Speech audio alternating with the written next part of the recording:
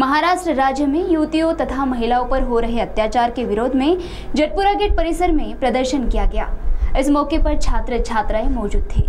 तो आइए सुनते हैं इस दौरान प्रदर्शनकारियों ने क्या कहा। अखिल भारतीय विद्यार्थी परिषद के बैनर के नीचे विद्यार्थियों ने मिलकर उड़ीसा राज्य में हुई शर्मनाक घटना के विरोध में तथा महाराष्ट्र राज्य में युवती तथा महिलाओं के साथ हो रही घटनाओं के विरोध में जटपुरा गेट परिसर में प्रदर्शन किया। इस मौके पर छात्र छात्राएं मौजूद थे और सभी ने मिलकर जमकर नारेबाजी की। तो आइए सुनते हैं इस मौके पर अपना रोष व्यक्त करते हुए वहां पर मौजूद विद्यार्थियों ने क्या कहा।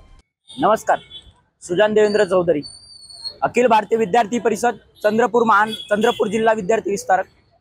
आज अखिल भारतीय विद्यार्थी परिषद तर्फे जे उडीसामध्ये जे घटना घडलेली आहे, जे एका विद्यार्थिनीवर तिथला त्याच्या विभागाध्यक्षाने जे त्याचा लैंगिक छळ करण्याचा प्रयत्न केलाय, त्याच्याने ते विद्यार्थिनी मानसिकदृष्ट्या त्याची मानसिक स्थिती खालावली आणि त्याने एक टोकाचं पाऊल उचललं।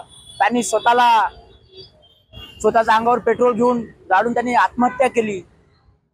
त्याकरिता आणि मागील काही दिवसापूर्वीच चंद्रपूरमध्ये एका विद्यार्थिनीवर असंच अत्याचार झालं होतं आणि जर आपण रिपोर्ट बघितली तर त्या रिपोर्टनुसार मागील एका वर्षात चंद्रपूरवरून 2000 पेक्षा जास्त विद्यार्थिनी महिला या गायब झालेल्या आहेत आणि त्या विषयात सरकारचं कुठेतरी दुर्लक्ष होत आहे आणि उडीसा सरकारचं पण इथं कुठेतरी दुर्लक्ष होऊ नये आणि त्या विद्यार्थिनीला न्याय मिळावं आणि जे चंद्रपुरात घडलं त्या विषयात न्याय मिळावं म्हणून आम्ही अखिल भारतीय विद्यार्थी परिषदेकडून आज चंद्रपुरातील मुख्य चौक म्हणजे जटपुरा गेटवर हे निदर्शन केलेलं आहे। आमची अखिल भारतीय विद्यार्थी परिषद म्हणून मागणी आहे की त्या प्रकरणात आणि जे चंद्रपूरमध्ये जे घडलं त्या प्रकरणात दोन्ही प्रकरणात जे कोणी दोषी आहेत त्या दोषींवर कठोर कारवाई व्हावी ही आमची मागणी आहे। म्हणून अखिल भारतीय विद्यार्थी परिषद म्हणून आम्ही इथं निदर्शन केलं आहे। वंदे मातरम। नमस्कार, मी विद्या वसंत मेश्राम, मूर्त चंद्रपूरची आहे। विभाग छात्र प्रमुख म्हणून माझ्याकडे विभाग गडचिरोली जिल्ह्याचं दायित्व आहे। सर्वांना नमस्कार।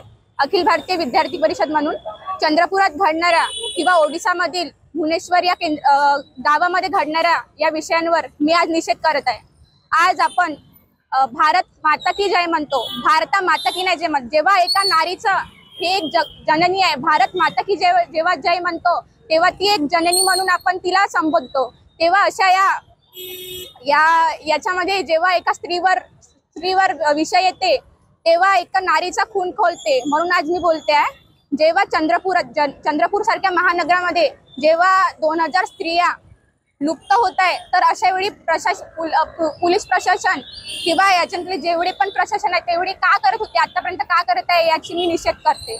आणि ज्या होणाऱ्या भुवनेश्वर मधल्या जे आपली बहीण आहे किंवा आपली आई आहे, आपली ताई आहे, ती स्वतःहून आपल्याला जाळून घेते, तर असं का होत आहे? त्या एचओडीने असं त्यासोबत का केलं की आज तिला जळावं लागत आहे? यासाठी आम्ही आज निषेध करत आहोत। बोलो भारत माता की जय। CTV के लिए वैभव यारकर की रिपोर्ट।